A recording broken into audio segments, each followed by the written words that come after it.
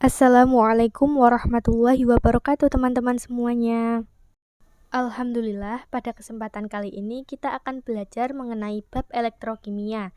Lebih spesifiknya kita akan belajar mengenai sel elektrolisis. Nah, apakah ada di antara teman-teman semua yang sudah tahu apa itu sel elektrolisis? Sebelum kita membahas lebih rinci tentang apa itu sel elektrolisis, mari kita sedikit ulas kembali apa itu elektrokimia. Jadi, elektrokimia adalah bagian dari ilmu kimia yang mempelajari hubungan antara reaksi kimia dengan arus listrik. Nah, jadi elektrokimia ini dibagi menjadi dua. Yang pertama ada sel volta atau sel galvani. Nah, sel volta atau sel galvani ini yaitu sel yang mengubah energi kimia menjadi energi listrik. Yang kedua yaitu sel elektrolisis. Sel elektrolisis yaitu sel yang mengubah energi listrik menjadi energi kimia. Untuk pembahasan selanjutnya yaitu mengenai susunan sel elektrolisis. Jadi di sini sel elektrolisis itu terdiri dari elektroda dan larutan elektrolit. Nah, apa itu elektroda? Elektroda adalah penghantar listrik yang terhubung dengan larutan elektrolit dari sebuah rangkaian listrik. Nah, elektroda ini ada beberapa jenis. Salah satunya yaitu satu, elektroda inert, yaitu elektroda yang sukar bereaksi. Contohnya seperti apa? Contohnya yaitu karbon, platina, dan aurum. Kemudian ada juga elektroda non-inert, yaitu elektroda yang mudah bereaksi. Nah, elektroda non-inert ini selain dari karbon, platina, dan Au atau emas. Dalam sel elektrolisis terdapat dua elektroda. Yang pertama ada katoda. Nah, katoda ini berhubungan dengan kutub negatif. Reaksi yang terjadi pada katoda yaitu reaksi reduksi. Kemudian elektroda yang kedua yaitu anoda. Nah, anoda ini berhubungan dengan kutub positif. Reaksi yang terjadi pada anoda yaitu reaksi oksidasi. Nah, kemudian dari beberapa definisi di atas kita dapat meringkasnya agar lebih mudah diingat. Kalau kita ingin mengingat dengan kutub, di mana kutub yang positif dan di mana kutub yang negatif, maka kita dapat menyingkatnya dengan KNAP, yaitu katoda negatif dan anoda positif. Kemudian untuk reaksinya agar kita lebih mudah untuk mengingat, kita bisa menyingkatnya dengan KRAO, katoda reduksi dan anoda oksidasi. Berikut adalah skema dari sel elektrolisis. Nah, teman-teman bisa lihat di layar bahwa skema dari sel elektrolisis seperti gambar tersebut. Nah, kemudian prinsip kerja dari sel elektrolisis. Prinsip kerja dari sel elektrolisis ini yaitu kedua elektroda dihubungkan pada sumber arus listrik seperti yang ada pada gambar. Katoda dihubungkan ke kutub negatif dan anoda dihubungkan ke kutub positif. Nah, elektron akan mengalir dari kutub negatif yang kemudian ditangkap oleh kation sehingga akan terjadi reduksi kation pada permukaan katoda. Kemudian pada saat yang sama, anion itu melepaskan elektron sehingga terjadi reaksi oksidasi. Kita lanjut ya teman-teman. Untuk selanjutnya yaitu reaksi-reaksi yang terjadi di elektroda. Yang pertama, untuk elektrolisis larutan. Nah, bagaimana cara kita mengetahui reaksi yang terjadi di katoda ini? Langkah awalnya yaitu kita harus mengionkan terlebih dahulu senyawa dari larutan elektrolit tersebut. Jika sudah mendapatkan kationnya, maka kita perhatikan apakah kationnya itu berupa ion logam golongan 1A, 2A, Al, dan Mn, ataukah berupa ion H+, atau berupa ion logam lainnya. Nah, jika berupa ion logam golongan 1A, 2A, logam Al, dan Mn, maka reaksi yang terjadi di katoda yaitu 2H2O plus 2 elektron menjadi H2 plus 2 OH-. Jika berupa ion H+, maka reaksi yang terjadi di katoda yaitu 2H+, plus 2 elektron menjadi H2.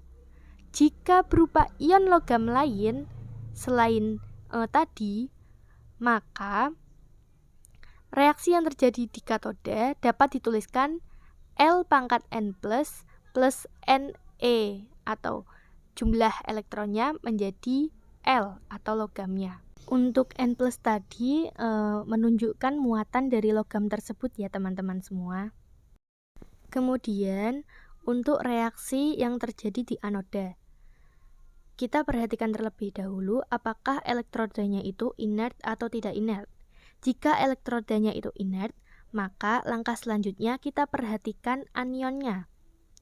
Nah, jika anionnya berupa ion sisa asam oksi seperti SO42-, NO3-, C2O4- atau PO43-, atau yang anionnya itu ada unsur oksigennya, maka reaksinya yang terjadi di anoda yaitu 2H2O menjadi 4H+ plus O2 plus 4 elektron. Kemudian, jika anionnya berupa ion OH-, maka reaksi yang terjadi di anoda yaitu 4OH- menjadi 2H2O plus O2 plus 4 elektron. Untuk selanjutnya, jika anionnya tadi berupa ion halida yaitu F-, Cl-, Br- ataupun I-, maka reaksi yang terjadi di anoda yaitu 2X- menjadi X2 plus 2 elektron. Nah, lambang X tadi melambangkan unsur halidanya ya teman-teman. Jadi X-nya tadi bisa diganti dengan F, Cl, Br, ataupun I. Kemudian untuk reaksi yang terjadi di anoda jika elektrodanya non-inert. Jadi jika elektrodanya itu non-inert, maka elektrodanya itu langsung teroksidasi. Persamaan reaksinya yaitu L menjadi L pangkat N+ plus N elektron. Kemudian elektrolisis leburan atau lelehan. Nah, apabila suatu lelehan dialiri listrik, maka di katoda akan terjadi reduksi kation. Kemudian untuk di anodanya tersendiri yaitu terjadi oksidasi anion. Nah, selanjutnya ada contoh soal nih teman-teman. Soal yang pertama yaitu tuliskan reaksi elektrolisis dari larutan CuSO4 menggunakan elektroda grafit atau karbon. Untuk menjawabnya, langkah pertama kita ionkan terlebih dahulu tadi larutan CuSO4-nya. Jadi CuSO4 jika diionkan akan menjadi Cu2+ plus SO4 2-. Kemudian untuk mengetahui reaksi yang terjadi pada katoda, kita perhatikan terlebih dahulu kationnya. Kationnya yaitu berupa Cu2+. Nah, Cu2+ ini termasuk ke dalam kation ion logam golongan 1A, 2A, Al, dan Mn, atau berupa ion H+, atau berupa ion logam lain. Nah, betul sekali, ternyata Cu2+ ini termasuk kation ion logam lain ya teman-teman. Karena Cu ini bukan golongan 1A, bukan golongan 2A, bukan Al, ataupun bukan Mn. Cu ini juga bukan ion H+, jadi reaksinya kita ikuti yang ion logam lain. Reaksi yang terjadi di katodanya menjadi Cu2+ plus 2 elektron menjadi Cu. Kemudian untuk reaksi yang terjadi di anoda, kita perhatikan terlebih dahulu elektrodanya. Di situ di contoh soal diketahui bahwa elektrodanya yaitu grafit atau karbon, berarti kan elektrodanya inert ya teman-teman. Kemudian kita lihat anionnya. Anionnya itu berupa apa? Ternyata anion dalam contoh soal tersebut yaitu berupa sisa asam oksi atau anionnya mengandung unsur oksigen.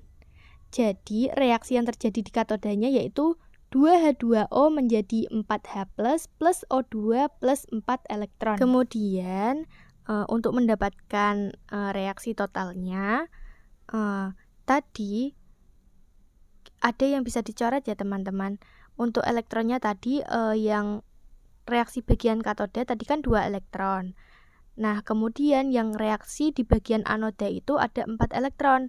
Kita samakan elektronnya. maka dikalikan 2. Jadi untuk reaksi di katoda menjadi 2Cu2+, plus 4 elektron menjadi 2Cu. Kemudian karena elektronnya tersebut jumlahnya sama dan berada pada ruas yang berbeda, maka kita bisa coret. Kemudian sudah tidak ada yang sama lagi ya teman-teman. Jadi langsung saja kita tambahkan yang ruas bagian kiri ditambah dengan ruas bagian kiri, yang ruas bagian kanan ditambah dengan ruas bagian kanan. Untuk reaksi yang terjadi di katoda tadi, untuk ruas bagian kiri yaitu 2Cu2+, ditambah yang reaksi bagian anoda yang ruas kiri, yaitu 2H2O. Kemudian untuk yang ruas kanannya sama ya, ditambah. Sehingga reaksi totalnya menjadi 2Cu2+ plus 2H2O menjadi 2Cu plus 4H plus O2. Kemudian untuk contoh soal yang kedua yaitu tuliskan reaksi elektrolisis dari leburan MgCl2. Nah, untuk menjawabnya seperti tadi, langkah pertamanya kita ionkan terlebih dahulu senyawa dari leburannya. Maka MgCl2 diionkan menjadi Mg2+ plus 2Cl-. Nah, untuk elektrolisis leburan atau lelehan, maka reaksi yang terjadi di katodanya itu yaitu reduksi kation. Terjadi reduksi kation, maka reaksi yang terjadi di katodanya menjadi Mg2+ plus 2 elektron menjadi Mg. Kemudian untuk reaksi yang terjadi di anodanya yaitu oksidasi anion, maka reaksinya menjadi 2Cl- menjadi Cl2 plus 2 elektron. Kemudian untuk mendapatkan reaksi totalnya, nah di situ kan ada 2 elektron yang sama, kita bisa coret ya, karena letaknya di ruas yang berbeda maka bisa dicoret, sehingga elektronnya tadi habis. Kemudian reaksi totalnya menjadi Mg2+ plus 2Cl- menjadi Mg plus Cl2. Selanjutnya yaitu penerapan sel elektrolisis. Ada beberapa contoh penerapan sel elektrolisis, yaitu yang pertama pada pembuatan unsur dan senyawa. Beberapa unsur dan senyawa dapat diproduksi melalui elektrolisis, seperti logam-logam alkali, alkali tanah, halogen, dan lain-lain. Seperti contoh proses klor-alkali, di mana Cl2 dan NaOH dibuat dari elektrolisis larutan NaCl. Penerapan selanjutnya yaitu pada pemurnian logam. Logam dapat dimurnikan dengan elektrolisis, dengan komponen atau struktur sel sebagai berikut. Pada bagian katoda ditempatkan logam murni. Pada bagian anoda ditempatkan logam yang masih kotor. Kemudian untuk larutan elektrolitnya yaitu larutan garam logam. Contoh pemurnian logam adalah logam tembaga atau Cu. Jadi Cu murni dijadikan katoda, Cu kotor dijadikan anoda, dan larutan CuSO4 dijadikan elektrolitnya. Nah, pengotor-pengotor Cu ini biasanya adalah Ag atau perak, Au atau emas, platina, ferum atau besi, dan seng. Selama elektrolisis, larutan pengotor tidak akan larut, akan tetapi akan membentuk lumpur anoda, sehingga tembaga menjadi murni kembali. Nah, kemudian contoh penerapan yang terakhir yaitu pada penyepuhan atau electroplating. Penyepuhan adalah proses perlindungan logam terhadap korosi dengan logam lain atau untuk memperbaiki penampilan logam. Komponen atau struktur sel elektrolisisnya yaitu sebagai berikut. Untuk katoda, ditempatkan logam yang akan disepuh. Untuk anoda, ditempatkan logam penyepuh, dan untuk elektrolitnya yaitu larutan garam logam penyepuh. Hal ini akan menyebabkan pada katoda terjadi pengendapan dan pada anoda terjadi pelarutan. Seperti contoh penyepuhan logam adalah penyepuhan besi atau Fe dengan perak atau Ag. Jadi Fe dijadikan katoda dan Ag dijadikan anoda. Dan larutan garam Ag, misalnya AgNO3, dijadikan elektrolitnya. Alhamdulillah, sudah selesai ya belajar kita pada pertemuan kali ini. Semoga apa yang kita pelajari tadi bisa kita pahami dan bermanfaat bagi diri kita maupun orang lain. Nah, selanjutnya ada beberapa contoh soal. Teman-teman bisa kerjakan secara mandiri untuk melatih kemampuan teman-teman setelah mendapatkan materi tadi. Baik, terima kasih ya teman-teman atas perhatiannya. Kurang lebihnya mohon maaf jika dalam penyampaian ataupun tutur kata terdapat kesalahan. Saya ucapkan wassalamualaikum warahmatullahi wabarakatuh.